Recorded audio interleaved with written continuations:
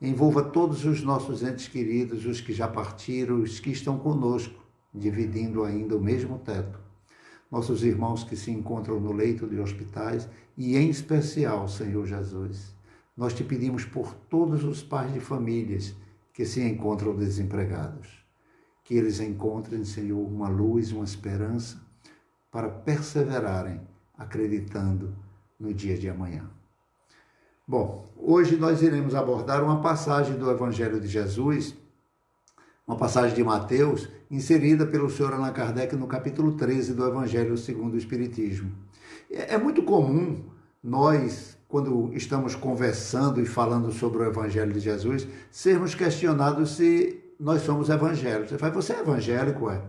E muitos espíritas dizem que não. Não, eu não sou evangélico, não, eu sou espírita. Como se pudesse alguém ser espírita sem ser evangélico. Porque a doutrina espírita tem como o Evangelho de Jesus a base dos ensinamentos dos espíritos. Então, o Evangelho segundo o Espiritismo é o mesmo encontrado no Novo Testamento, narrado por Marcos, João, Lucas, Mateus.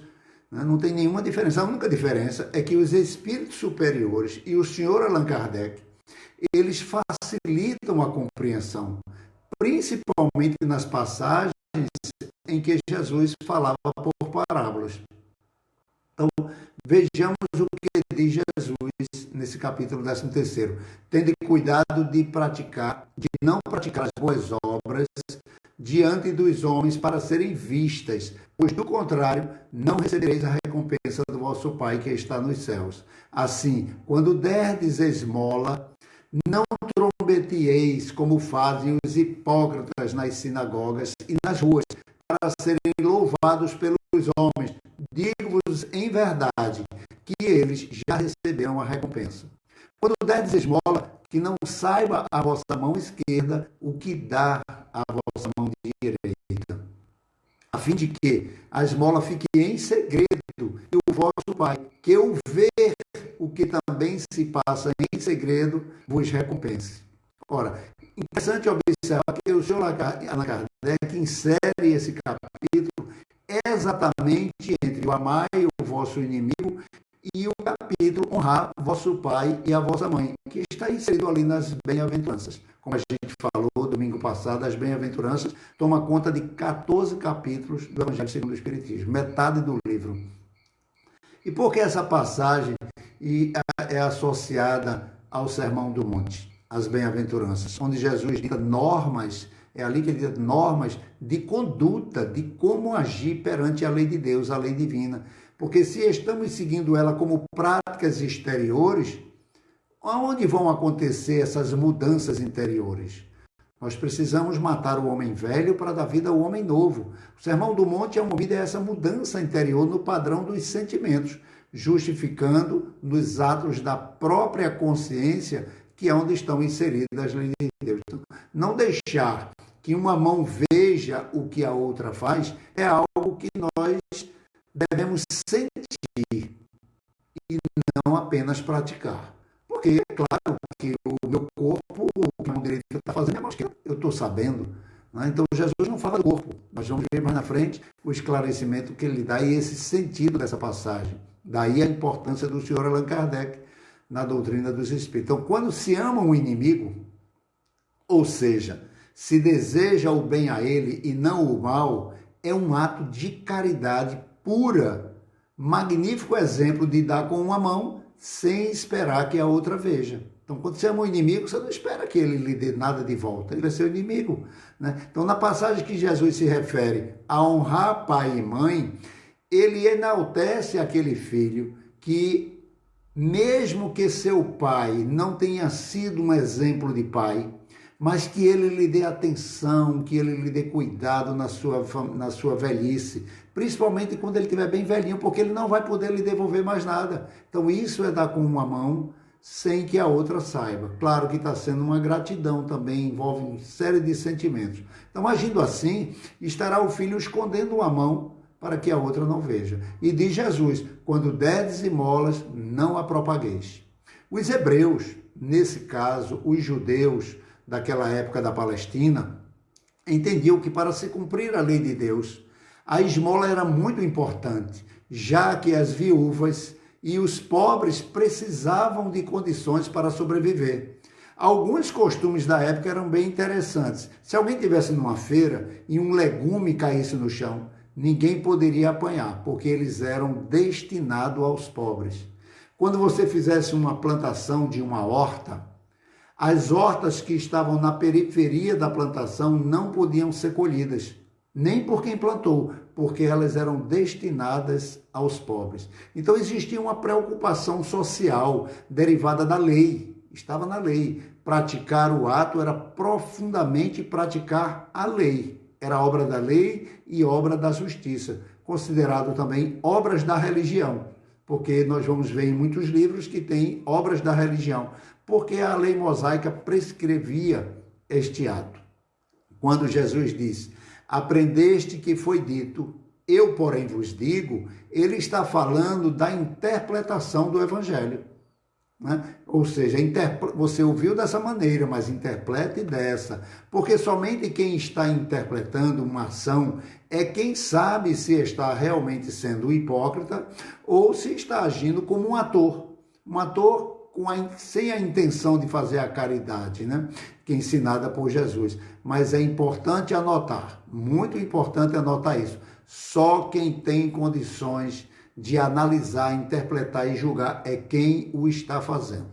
Nós não estamos ligados nos neurônios da mente de ninguém para saber qual é a intenção de quem seja lá, quem for que esteja fazendo alguma coisa. É uma atitude individual. A passagem não saiba a vossa mão esquerda o que dá a vossa mão direita, inserida por Kardec, é uma advertência para o espírito não se comporte como um fariseu. No livro Números 15:38 do Pentateuco Mosaico, Deus diz aos varões de Israel, vos ordeno que coloquem uma franja no final de vossas vestes, com uma fita azul, para que não esquecerem da lei. Não apenas não se esquecerem, mas também de praticá-las. Os fariseus, eles, para se parecerem melhor do que os outros, eles colocavam essa franja bem comprida e a fita azul bem larga, para mostrar que eles realmente eram cumpridores e seguidores da lei. As práticas exteriores. Jesus, como todo bom judeu, ele também tinha uma barra, né, uma franja na sua roupa com uma fita azul. E foi exatamente nessa fita azul que a mulher que sangrava há 12 anos tocou. Ela poderia ter tocado em qualquer parte do corpo de Jesus, no braço, na perna, no pé, no joelho, mas quando ela se aproximou de Jesus, ela reconheceu que ela era uma fora da lei, ela era uma pecadora. Então, tocando na barra da roupa de Jesus, ela se sentiu integrada na lei e foi exatamente nesse esforço e nesse reconhecimento que levou Jesus a se dirigir a ela e dizer, a tua fé te curou. Ela fez todo o ato em silêncio, para não chamar a atenção dos homens, para não ser vista como merecedora das benesses de Jesus e do amor do Mestre. Foi o próprio Jesus que foi buscar ela e disse, filha, tem de bom ânimo, a tua fé te curou. Então ela se sentiu prontamente curada, mas ela teve que fazer o trabalho dela e fez silenciosamente. Muitos trabalhadores da seara do Cristo, de todas as religiões, são condenados por divulgarem o que fazem. São vistos como vaidosos, orgulhosos, como se estivessem mostrando com uma mão o que a outra faz. A divulgação não é condenável por Jesus, desde que seu fim não seja receber louvores, receber elogios, se colocar numa condição melhor do que a dos outros, e sim motivar os outros para a prática, né? Que é uma prática muito importante, né? A palavra, ela é muito boa, mas o exemplo arrebata. Então precisamos sim nos colocar, seremos condenados, atirarão pedras em nós, e isso será normal. Mas cada um é que sabe o que se passa no íntimo do seu coração. Mas só saberá quem faz aquele que é caluniado, né? Se a sua consciência deve o advertir, se está agindo de acordo com os princípios recomendados por Jesus, que diz, Quando, pois, deres esmola, não façais tocar trombetas diante de ti, como fazes hipócritas nas sinagogas e nas ruas, para serem glorificados pelos homens. Jesus não disse que não devemos propagar o bem, porque se fosse assim, ele teria dito, não deixe que a vossa mão esquerda saiba o que a mão direita do outro faz. Mas ele não estava falando da mão direita do outro, né? As duas mãos são do mesmo personagem do Evangelho de Mateus, da mesma pessoa. Não sabe que a sua mão esquerda faça o que a direita dá, né? Então, em verdade, o que Jesus diz é que nem mesmo a pessoa que está praticando o bem, ela saiba. Ela tem o esquecimento, ela não tem a ciência de que está fazendo uma coisa boa. Porque enquanto ela tiver a consciência tranquila, estiver em paz, porque sabe que está fazendo uma coisa boa, ela estará sabendo, uma mão está sabendo o que a outra faz. Né? Porque eu vou fazer o bem porque é bom, que é maravilhoso, mas quando ela fizer o bem, naturalmente, porque não sabe fazer outra coisa, tão simples como se nós nem percebamos, aí sim nós estaremos fazendo com uma mão para que a outra não faça. Uma atitude natural, como agir sem ter ideia de como se processa. Por exemplo, a gente nunca parou para pensar quantas vezes o coração da gente bate. Quantos passos nós demos hoje para chegar agora aqui nesse momento. Então a caminhada ela foi feita naturalmente, nós não medimos, nós não quantificamos, mas enquanto nós estivermos contando nossos feitos, fazendo estatísticas, não estaremos sendo caridosos. Eu não sei se acontece com vocês, mas também não precisa responder, cada um responde a si mesmo. Mas quem não já foi abordado num sinal da rua e a pessoa chegou pedindo e simplesmente a gente olhou e disse, me desculpe, eu estou sem moeda. Mas ela não pediu moeda, ela pediu ajuda. Eu já fiz isso muitas vezes, né? E a gente se policia para que isso não aconteça mais. Se tem, dá. Se tem e não pode dar, não dá. Dá atenção, dá um carinho, me desculpe, me perdoe, agora eu não posso. Mesmo que tenha o dinheiro, mas esse dinheiro já tem um destino. Se puder abrir mão, aí será o óbolo da viúva. Bom, parabéns. Ou fez sem pensar. Simplesmente pegou e deu. E depois disse, meu Deus do céu, eu dei o dinheiro do pão, e agora? Bom, chegar em casa, arruma outra coisa para comer. Esse automatismo, Deus suprirá as nossas faltas. E a compreensão, ela nos chegará. Se não chegar, é o aprendizado. Se nós somos espíritas, se nós somos cristãos, se nós somos evangélicos, portanto, tudo quanto quereis que as pessoas vos façam, assim fazei vós também a eles. Pois esta é a lei e os profetas, ditos lá atrás por Mateus, no capítulo 7, versículo 12. Não agimos assim porque ainda não temos a mão que cobra direitos e necessidades do nosso próximo. Sempre que nós fazemos, nós sempre cobramos. Poxa, eu dei, nem um obrigado deu. Né? Então, ainda vamos precisar ouvir centenas e centenas de vezes a mesma orientação de Jesus a respeito do despreendimento das coisas materiais e até do supérfluo. Para se ter uma ideia, quando a gente vai separar algumas roupas, fazer uma arrumação no guarda-roupa, quem é que não disse, eu gosto tanto dessa blusa, eu gosto tanto desse vestido, faz mais de 2 anos que não uso. Não, mas foi meu namorado que me deu, foi dos meus 15 anos.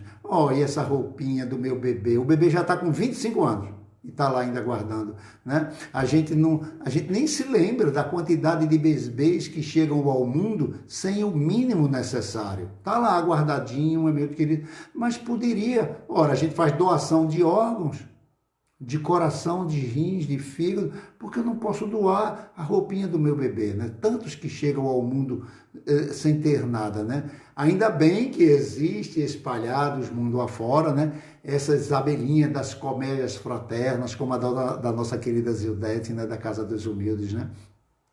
Que, com o auxílio de um sem número de outras abelhas, né? Permite que aqueles espíritos ainda no ventre da mãe se sintam amadas. É maravilhoso, é belíssimo. Isso naturalmente já se tornou um projeto, alimento da alma daqueles que estão ali. Quando a gente chega, a gente sente a naturalidade e a gratidão daquele povo e a alegria do bebê. A gente não é vidente, mas a gente percebe pelo ambiente. Então, enquanto estivermos cobrando ingresso para se fazer a caridade dentro das casas religiosas, nós estaremos querendo mostrar com uma mão para que a outra veja, né? Porque muitas vezes nós exigimos por obediência, né, de quem busca a ajuda, a fraternidade, em nós um suprimento para as suas necessidades. Atenção, o ingresso é esse, espera aí um pouquinho, eu estou ocupado, daqui a pouco eu lhe atendo, hoje eu não posso, quer dizer, eu exijo a paciência daquela pessoa que chegou enlouquecido, faminto, muitos chegaram com ideia suicida. Olha, é a última casa que eu vou bater. Se não me atenderem, eu também não quero mais, porque já chegou ao limite. Recebeu a intuição de um espírito amigo, alguém, um familiar, alguém na campanha do quilo, uma mensagenzinha, disse, olha, vai naquela casa e uma pessoa vai te atender. E bateu exatamente da pessoa que precisava dar o testemunho de caridade. Está em tuas mãos, né? É claro que a pessoa não vai cometer nenhuma atrocidade por culpa de alguém, de terceiro, seria injusto. Mas é essa pessoa que perdeu a oportunidade de dar com uma mão sem que a outra veja. Então, como saber se esse necessitado que chega com fome, aflito, merece ou não ser atendido? Ninguém tem na testa escrito, né? Eu preciso, né? E às vezes tem que passar horas ali esperando a boa vontade de alguém. É claro, existe, né, o bom senso, nem sempre é imediato. Mas o carinho que a gente pediu para a pessoa esperar deu tanta força para ela, encheu ela de tanta confiança que ela nem viu nem o tempo passar. Então, outros cobram essa compreensão, né, justificando essa falta de tempo. Então, precisamos entender que existem pessoas que realmente não merecem mesmo, mas elas precisam, não são necessitadas, mas necessitam. Então, certa ocasião, Jesus viajava com seus apóstolos para Jerusalém. Quando, entre a Samaria e a Galileia, ele entrou em uma aldeia. Ao reconhecê-lo, 10 leprosos foram ao seu encontro, mas temeram em virtude da sua condição de doente e ficaram de longe, porque eles não podiam chegar perto de ninguém, eram proibidos. A lepra era uma doença que não tinha cura. E todos temiam pelas suas consequências e pelas duras penas da lei que obrigavam os doentes a serem afastados de suas famílias e da sociedade. Eles eram considerados impuros, estavam mortos para a sociedade. Os pobres enfermos sabiam que não podiam se aproximar de Jesus, mas que dúvida cruel, que dúvida cruel. Sabiam também que se o profeta tinha as condições e esperanças que eles necessitavam, porque eles já tinham ouvido falar muito de Jesus. Então, mesmo à distância, eles começaram a chorar e a gritar implorando, Jesus, Jesus, Mestre, tem compaixão de nós. E Jesus, que os vira sem se aproximar, para não constrangê-los, disse-lhes de longe, vão e mostrem-se aos sacerdotes. E eles foram andando tristes, porque o mestre não fez o que eles esperavam. No meio do caminho, um leproso olha para ele e diz, eu estou curado, os outros também, eu estou curado, e começaram a saltitar de alegria. E foram para suas casas, suas residências comemorar. E um decidiu voltar para agradecer a Jesus. E Jesus não apenas o curou, Jesus devolve a eles a dignidade, mandando-os que se apresentassem aos sacerdotes para serem reintegrados no livro da vida, já que eles tinham sido retirados, né? Então, Jesus não cobra que os outros tivessem voltado. Ele apenas fica triste porque sabe que esses 9 que receberam agora todo esse benefício, eles vão se apresentar como merecedores e vão continuar a fazer as mesmas coisas que o levaram à lepra. Quando Jesus distribuía pão e peixes, ele não dizia para os discípulos: distribuam apenas a quem escutou o sermão. Ele dizia: vai e distribui tu mesmo, para todos indistintamente. Todas as atividades servem para nós como instrumentos do nosso crescimento interior. Uma ação, mesmo que sendo importante, se não estiver auxiliando ao nosso progresso de transformação moral, ela perde o seu sentido evangélico. Não faz sentido. O Senhor Kardec, em O Livro dos Espíritos, na Lei de Sociedade, ele diz: nenhum homem dispõe de faculdades completas, é pela união social que elas se completam uns aos outros, para assegurarem ao seu próprio bem-estar e progredirem, e porque, tendo necessidade um dos outros, são feitos para viver em sociedade e não isolados. E aquelas pessoas mais difíceis da nossa convivência social, aqueles que a gente diz: eu não quero esse na minha casa, se eu souber que fulano está lá eu não vou, é esse que eu tenho que dar a mão direita, porque é a esse que a mão esquerda não vai ver. Porque receber quem eu amo é muito bom, é muito fácil. Então o cristão, o espírita evangélico, ele tem que dar um passo mais largo, ele tem que dar o exemplo, tem que abrir a porta da sua casa para os justos, para os injustos, assim como Deus faz com o sol, para os bons e para os maus, para que eles sintam a nossa transformação moral e passem a nos olhar como amigos, porque a mesma reserva que eu tenho com ele, sem sombra de dúvida, ele tem para comigo. A caridade pura deve ser feita com a pureza de sentimento, e acrescenta Jesus: enquanto houver uma pessoa passando por necessidade na sociedade, estará em débito, e ao quitá-la, apenas zerará a conta. Portanto, não deve se vangloriar de nada. Quantas vezes nós já dissemos: Deus te pague, a nossa conta está alta lá. Então, cada vez que a gente estender uma mão, se lembre, é uma conta que você pagou, não espere nenhum pagamento. Quando Jesus afirma: bem-aventurados os humildes de espírito, porque deles é o reino dos céus, como exemplo de humildade maior, não existe a da nossa querida Mãe Santíssima Maria de Nazaré, que, sendo mãe de Jesus, o Cristo de Deus, ela se anulou para que seu filho crescesse e se tornasse este grande exemplo que nós precisamos seguir. Ela tinha muito tempo, Jesus era novo, Jesus era criança, Jesus era jovem, Jesus tinha morrido. Ela poderia ser a grande divulgadora do Evangelho de Jesus. Mas seria a mãe, não teria o mesmo peso de ter sido passado por um Paulo, por um pecador, por um endividado. Porque como é que nós poderíamos ter fé na nossa regeneração se só os santos tivessem seguido Jesus? Como é bom ouvir Sócrates, grande Sócrates. Isso nos dá esperança, né? O apóstolo Paulo renova a nossa fé. Eu tenho jeito. Em Mateus 6,16 nós temos: quando jejuardes, não vos mostreis constritados como os hipócritas, não, porque desfigura o rosto para que apareça aos homens que jejuaram. Em verdade vos digo que já receberam o seu galardão. Porém tu, quando jejuares, urge a tua cabeça e lava o teu rosto, para que não pareceres aos homens que jejuns, mas sim para o teu Pai que está oculto, para o teu Pai que oculto te recompensará. Os judeus usavam o jejum como uma penitência, uma das formas de conseguir o perdão de Deus. A doutrina espírita nos ensina, através do Evangelho de Jesus, que a melhor forma de se conseguir a paz interior é através do jejum dos males que nos permite que a mão direita saiba o que a outra mão faz.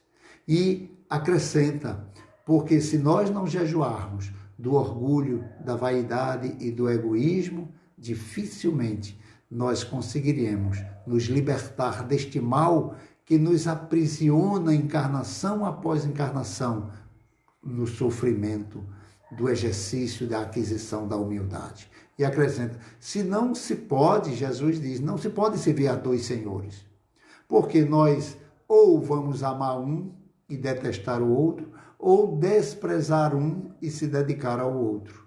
Aquele, pois, que ouve as minhas palavras e as pratica, será comparado a um homem sensato, prudente, que construiu a sua casa sobre a rocha. Mas aquele que ouve as minhas palavras e não as pratica, se assemelha ao homem insensato, que construiu a casa na areia, e quando veio a chuva e transbordaram as águas, e vieram açoitar, e foi arrebatado, e a sua vida se tornou uma ruína. Colocado por Mateus e por Lucas no Evangelho de Jesus. Então, todos aqueles que reconhecem a missão de Jesus e dizem, Senhor, Senhor, mas de que se serve lhe chamarem mestre, mestre, se não lhe segue os preceitos?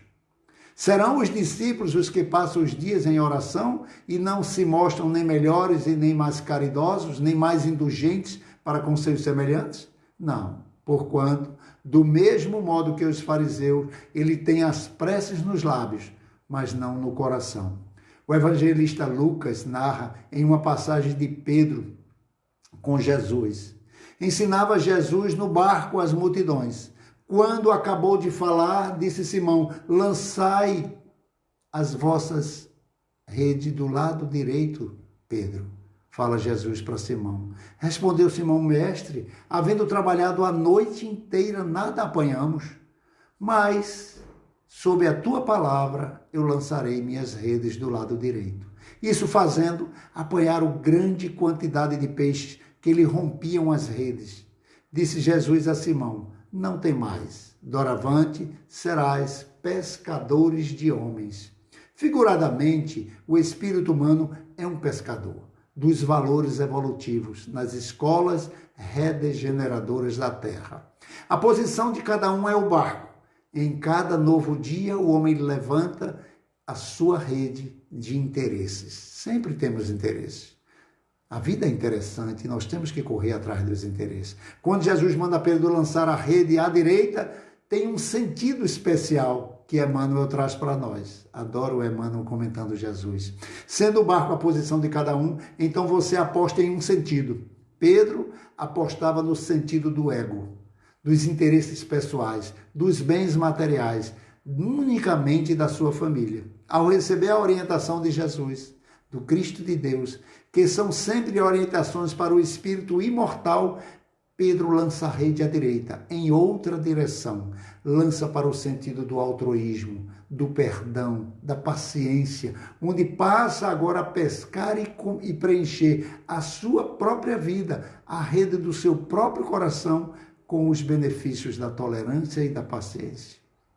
O Senhor Kardec, quando faz o estudo aprofundado do Evangelho de Jesus, se referindo à caridade pura, onde a mão esquerda não deve ver o que dá a mão direita, ele insere a diferença entre caridade material e caridade moral.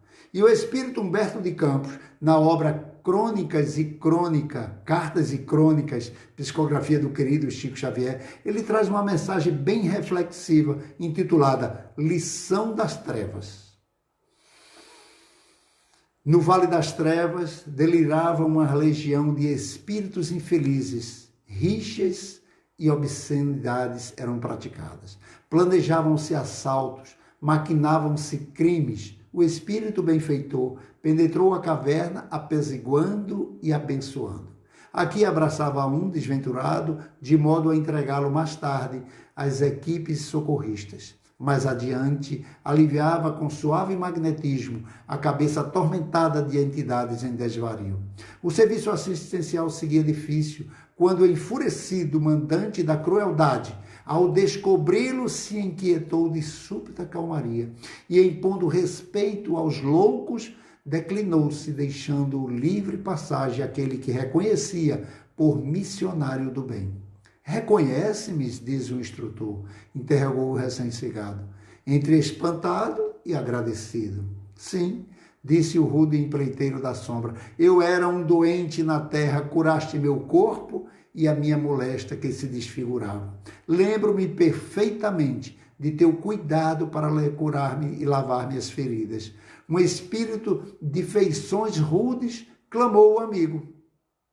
Quais bens mais este homem no mundo te fez para tu nos forçar referência a ele?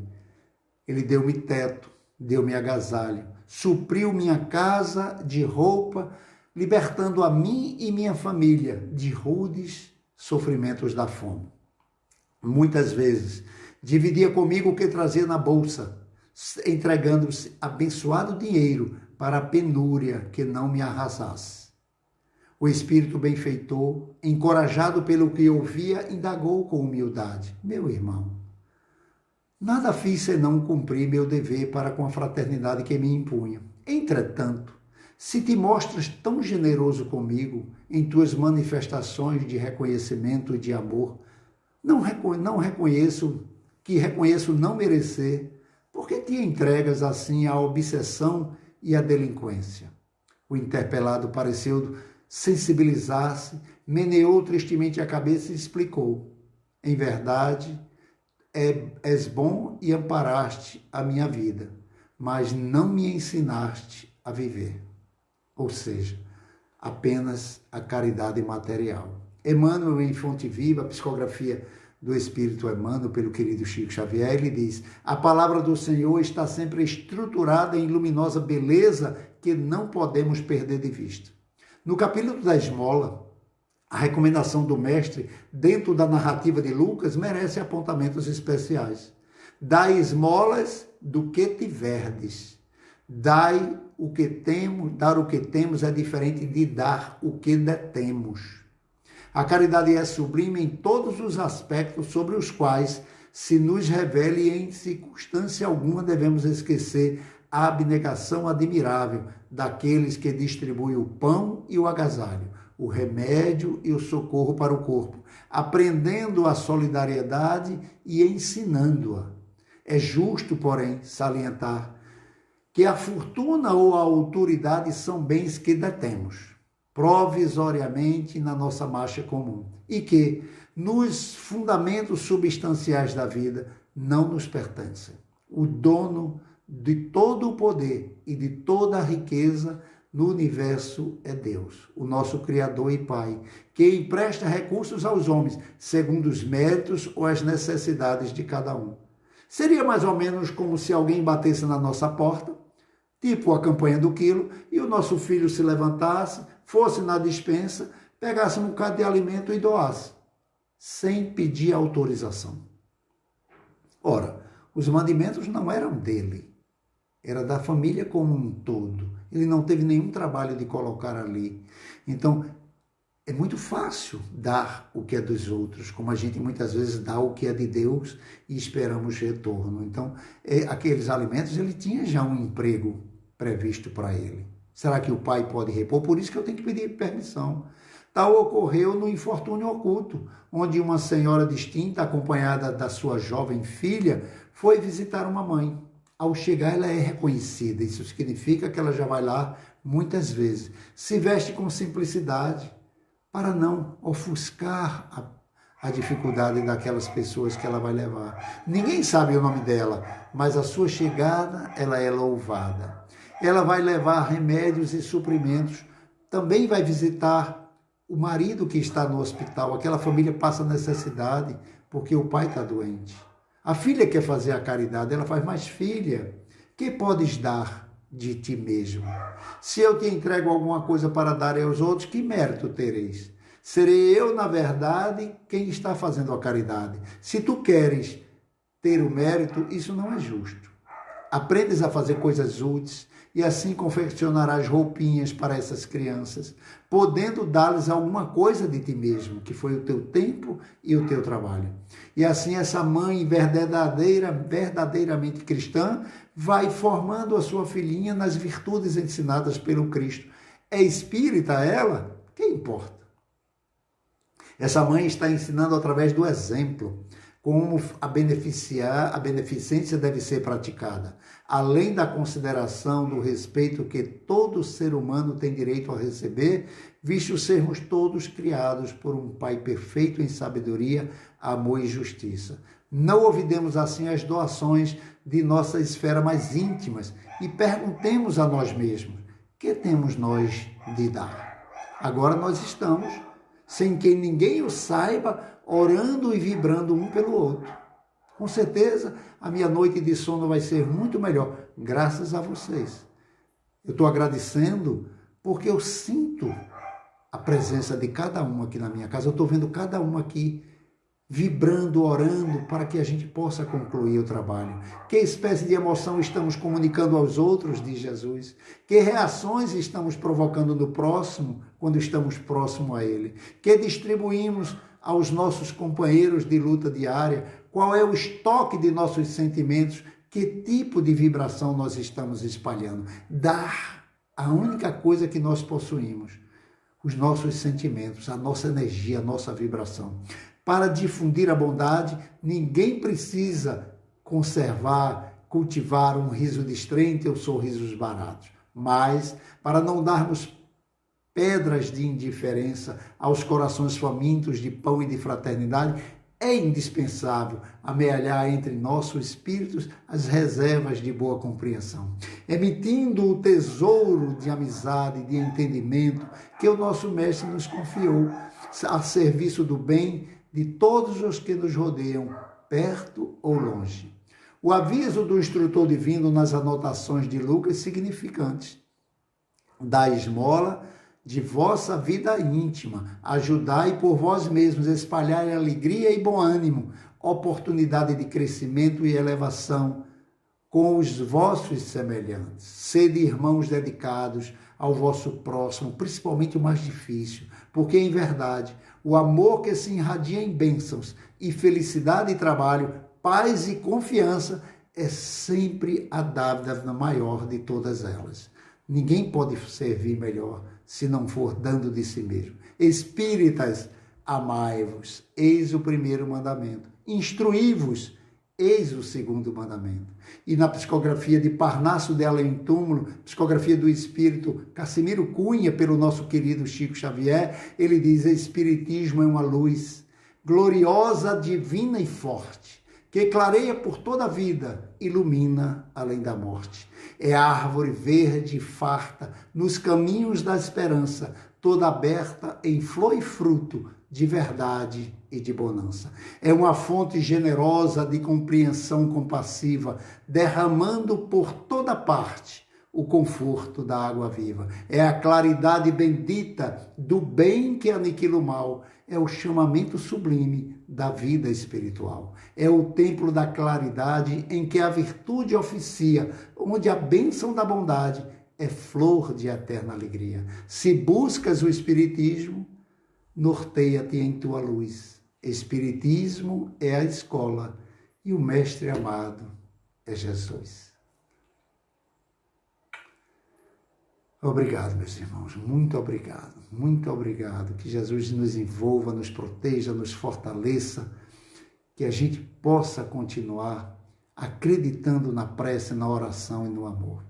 E agora eu estou vendo ali nossa querida Cláudia.